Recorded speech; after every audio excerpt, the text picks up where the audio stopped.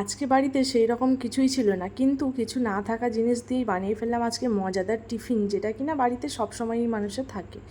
যাই হোক, এখানে সুজি নিয়েছি, আর গাজর কুচি, পেঁয়াজ কুচি, আর লঙ্কা কুচি, আর একটু লবণ অ্যাড করেছিলাম, আর একটু জল দিয়ে কিন্তু সুজিটাকে লবণ দিয়ে একটু মেখে রেখেছিলাম 10 মিনিটের মতো আর কি। তারপরে সবজিটা অ্যাড করেছিলাম। চাইলে তোমরা ক্যাপসিকামও অ্যাড করতে পারো, তোমাদের মতো পছন্দের সবজি। তারপরে কিন্তু এখানে এই তাওয়া নিয়েছি, তোমরা কিন্তু তাওয়াতেও রুটির মতো করে করতে পারো আর কি।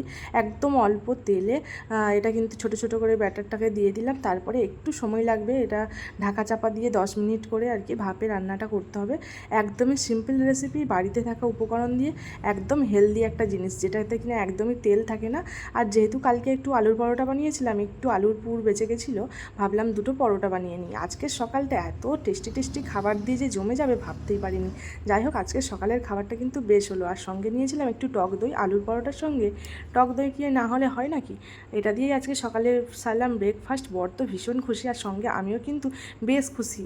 আচ্ছা, এই রেসিপিটা কি তোমরা কোনো দিন ট্রাই করেছো? ট্রাই যদি না করে থাকো, অবশ্যই একবার হলেও ট্রাই করো, বেশ লাগবে তোমাদের কিন্তু।